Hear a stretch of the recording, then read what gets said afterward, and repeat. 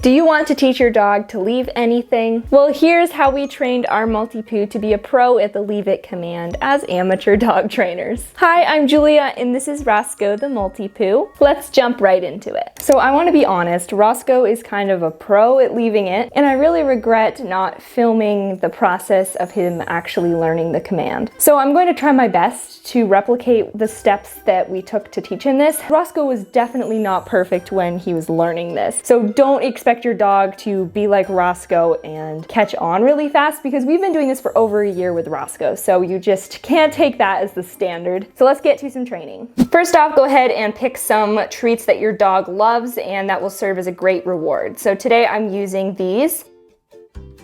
So what I'm going to do first to teach this command is I'm going to place a treat on the floor and I'm going to cover it up with my hand. Now, if your dog goes to sniff it and check it out, that's completely normal, but the moment your dog takes his nose away, yes, leave it. You want to give your dog the treat as a reward. Let me show that again. So I have a snack and I'm going to put it on the floor, cover it with my hand, and then wait until, yes, he looks up and stops sniffing my hand, and then I'm going to give him the treat as reinforcement. Good boy. You might want to start with a sit or a down. Down. Yes. Good boy. And I'm using the bridge word yes. And a bridge word is just the word you say that means a treat is coming. So basically just repeat this process until your dog has it down. So the next step for this command is going to be to place the treat on the ground and then have your dog leave it without you placing your hand on top of it to cover it up. Now the first time you do this, it's highly likely that your dog will go and eat the treat right away. And once again, the only reason Rosco isn't doing that is because he's had experience with this command in the past. But if your dog were to go and check it out and try to eat it, what you do is you place your hand once again on that treat and then wait for your dog to look at you. Yes, and then give them the treat as reinforcement. So eventually your dog is going to catch on and realize that they unlock the treat by leaving it alone. And so when you place it on the ground, instead of going for that treat, because they know your hand will cover it up, they'll look at you, yes, and then you give them the snack. So I think now is a great time to start introducing the actual verbal command, which is leave it. So this time I'm going to reinforce using that word after. Yes, leave it. So just like the steps previously, you want to repeat this process of putting the treat on the ground until your dog has it mastered. And once your dog has it mastered, you want to play around with some different things. For instance, you want to start increasing the time the treat is on the ground. Another thing you can do is place the treat at different distances from your dog, for instance, far away or right next to their paw. When it's closer to them, you might find that it's harder for your dog to leave it. That was the case for Rosco. So to make this command more challenging, the next step is to practice tossing the treat onto the floor. So by this time, you've been reinforcing with leave it for a while, so your dog might begin to understand what leave it means. All right, so let me demonstrate. What I'm going to do is I'm going to tell him leave it before I toss the treat onto the ground, just so he gets an idea of what I'm expecting from him. Rosco, leave it. Then I'm gonna toss it. Good boy. So you might ask, what do I do if my dog goes and runs after the snack? Well, one idea I have is just what we've been doing before. So maybe go and put your hand over the treat if you get there fast enough. Rosco, leave it. Good boy. Just because Rosco is so advanced at this command, I'm gonna try tossing it right next to his paw. Rosco, leave it. Oh, so there you have it. He just went and ate the treat.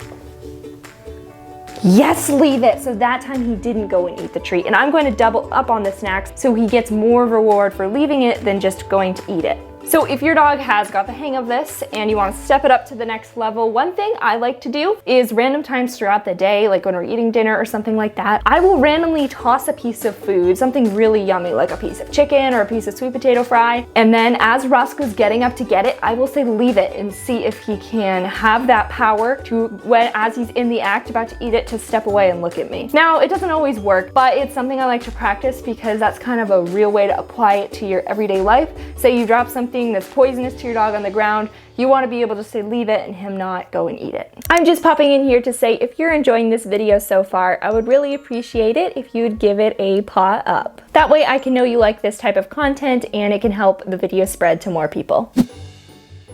So now on to the fourth step, and that is generalizing the command. So in real life, you don't just want him to leave treats alone. You want this to apply to toys, to dogs, to people, to smells. So I want to walk you through some ways that we've kind of helped to generalize this command in real life with Rosco. So the first thing is toys, and I'm just going to demonstrate this right now. So I think what I would do if I was trying to do this with a toy for the first time is try the same thing that I was doing with the treat by just tossing it on the ground. Yes, and if you happen to leave it alone, I go throw it, and that's his reward. Leave it.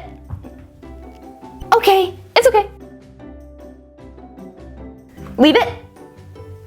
That was amazing! So another thing you can do with the toys and treats is you can place them on the floor and then walk around the toys and treats and have your dog leave it. We've been doing this at the training class that we go to, and it's a great exercise for Rosco. We find that he really is challenged by this, and he still sometimes wants to go up and sniff the toys. So what about smells on walks? This is one we've been doing a lot recently. So one thing I suggest is using treats for this, because oftentimes when a dog smells something, like when Rosco stops and gets his nose involved in something, he's super focused on it, and it's really hard to get his attention on something else. But if we have really high quality treats, sometimes they're strong enough to get his attention away. So usually what I do is I take the treat and I kind of stick it in front of his nose and then kind of like lead him away from the smell. One thing I've been doing with smells that seems to be really effective is instead of using treats, I tell Rosco to leave it and look at me, and then I'll give him the it's okay command, meaning he's free to go check out whatever it is he's interested in. If you currently have a puppy and you're dealing with puppy biting, you can also use leave it for this. One way I like to do it is by holding a treat and putting it next to Rosco's nose, and then I give him the treat once he leaves it alone and looks at me. This should be fairly straightforward once your dog has a solid leave it. I found that doing this was helpful because then Rosco knows not only to leave the treat alone, but also a treat when it's in my hand. And then that can apply to when I'm holding a toy or when I hold out my hand to greet Rosco. I can just say leave it, and then he won't go and bite my fingers off. So now for people and dogs, this is another way you can apply the command. Leave it to us means that Rosco stops lunging at the dog and looks at us. We found that distance makes a big difference, so if you're struggling to do it with people and dogs, try just increasing the distance between you and the distraction, and then your dog will probably have a better time leaving it. Another really important way to generalize leave it is to practice in different locations. So don't just practice in one room. Practice in other rooms of your house, practice outside, practice at a dog park. The more places you practice it, the more general it will become, and your dog will be able to do it in any location. So that's how we taught Rosco the leave it command. This command is so helpful in day-to-day life, and I encourage you to give it a try with your dog. If you'd like to see how we taught Rosco more basic commands, go check out this video next. Thank you so much for watching, and Rosco and I will see you in the next video. Bye!